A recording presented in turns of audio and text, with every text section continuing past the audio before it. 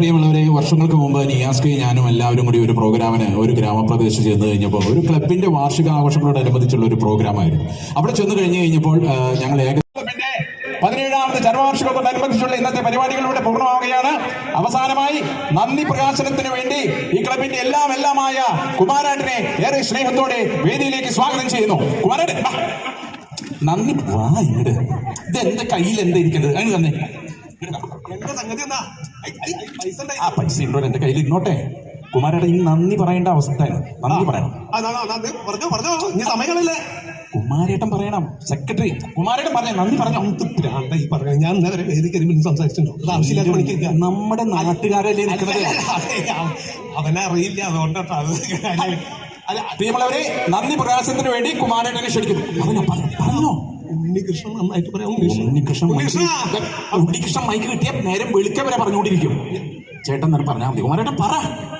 അപ്പൊ നന്ദി പ്രകാശിക്കുന്നതിന് വേണ്ടി നമ്മുടെ സെക്രട്ടറി കുമാരൻ ചേട്ടനെ ക്ഷണിക്കുന്നു. പറഞ്ഞോ. എന്തെന്ന് നന്ദി. നമ്മുടെ അവനറിയില്ല, ഞാൻ ഇന്നവരെ ഈ ജാതി പരിപാടികളൊന്നും ചെയ്തിട്ടില്ലാത്ത എൻ്റെ ഒരു ഹലോ, ഇത് ശബ്ദം ഉണ്ടത്? ശബ്ദമൊക്കെ ഉണ്ട്. നമ്മുടെ എന്തെന്ന് ആദ്യം പറയണു? നന്ദി പറയാൻ തൊണ്ടല്ലേ ഉള്ളൊക്കെ പറ്റി. നമ്മൾ വർഷാവർഷം എല്ലാ കൊല്ലവും എല്ലാ വർഷവും ആൾക്കാരൊക്കെ ചിരിക്കാൻ വെറുതെ ആവശ്യമില്ലാത്ത പണിക്ക് അങ്ങോട്ട് നോക്കണ്ട. എല്ലാ വർഷവും നടത്തി പോരാറുള്ളതാണല്ലോ, നടത്താറുണ്ടല്ലോ നമ്മുടെ വാർഷികം. അപ്പൊ ഈ മൈക്ക് വർക്കുണ്ടോ? ഈ വർഷത്തെ വാർഷികം നല്ല രീതിയിൽ നടത്തണം എന്ന് പറയുമ്പോൾ നടത്തണമല്ലോ. എന്റെ കുമാരേട്ടൻ ആരാ? ക്ലബിന്റെ ആരാണെന്ന് പറയാം. പണ്ടിറക്കാതെ ഞാൻ പറയില്ല. ആവശ്യമില്ല വിളിച്ചിട്ട് ഇതിന്റെ മറ്റേ സെക്രട്ടറി ഇതിന് എന്തിനാ ഞാൻ പറയുന്നു? നമ്മുടെ സദ്യക്ക് വേണ്ടി 50 നാളികേരം ഉണ്ണീഷിന്റെ അവിടുന്ന് തരേണ്ടായി. തന്നെല്ലാത്തല്ലോ പറഞ്ഞു. പിന്നെ എന്തിനാ നന്ദി പറയുന്നു? അതേപോലെ തന്നെ 10 പറ നല്ല പായസത്തിന് വേണ്ടി നമ്മുടെ തോമസിന്റെ അവിടുന്ന് കൊണ്ടുണ്ടായി. പിന്നെ കൈ എവിടെ കെട്ടുണ്ടെന്ന് അറിയില്ല. പണ്ടാറ് അങ്ങനെ എന്തൊരു ആവശ്യമെന്ന് പറഞ്ഞാലും ഏതൊക്കെ രീതിയിലാണ് നിങ്ങളെ സഹകരിക്കണത് പറഞ്ഞറിയിക്കാൻ പറ്റില്ല. മകളെ ഞാനൊന്ന് 100 വട്ടം പറഞ്ഞ എന്നെ കൊണ്ട് പറയിക്കണ്ട. ഞാൻ ആലോചിച്ചു എന്റെ ഒരു ചിന്ത നോക്കാണ്. അപ്പൊ ആദ്യമായിട്ട് സ്റ്റേജിൽ കയറിയ കുമാരേട്ടനെ ഇത് ആണ് അവതരിപ്പിച്ചത്. ഇനി നമ്മുടെ ഈ പ്രസംഗത്തിന്റെ മറ്റൊരു ശൈലി.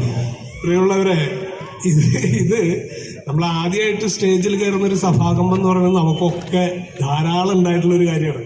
ഇത് എൻ്റെ തുടക്കത്തിലും ഇതൊക്കെ തന്നെയായിരുന്നു അവസ്ഥ.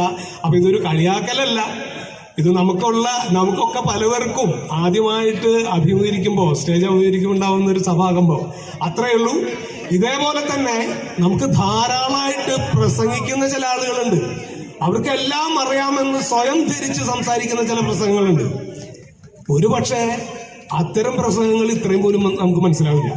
കാരണം അവരങ്ങോട്ട് പ്രസംഗിച്ച ആവേശം കയറിയിട്ട് എന്താണ് അവർ പറയണമെന്ന് അവർക്കും അറിയില്ല, കേൾക്കണം നമുക്കും മനസ്സിലാവില്ല. അത്തരത്തിലൊരു പ്രസംഗം കൂടി ഞാൻ അവതരിപ്പിക്കുകയാണ്.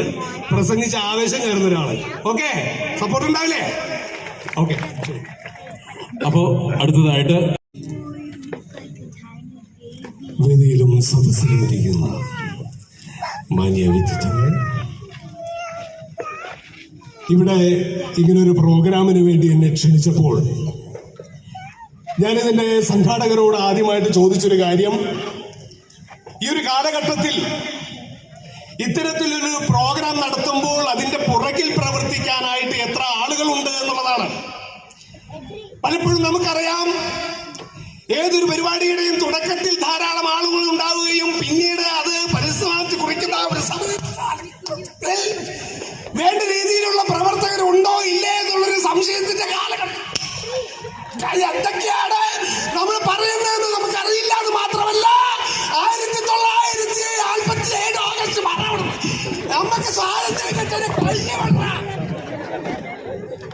ഇങ്ങനത്തെ പ്രസംഗങ്ങളും നമ്മൾ കണ്ടിട്ടുണ്ട് അല്ലേ, ആവേശം കയറി പൊട്ടിത്തെറികള്. എന്തായാലും ഒരുപാട് സന്തോഷം നിങ്ങളുടെ സപ്പോർട്ടിന്. ഇനി തുടർന്ന് നല്ല പരിപാടികളുണ്ട്, അപ്പോ ഫുൾ സപ്പോർട്ട് ഉണ്ടാവണം കേട്ടോ. Okay, thank you. Thank you. അപ്പോൾ നിയാസ്കയുടെ മറ്റൊരു ഐറ്റവുമായിട്ട് നിയാസ്ക വേദിയിലേക്ക് വരുന്നതാണ്. അതിന് മുമ്പായിട്ട്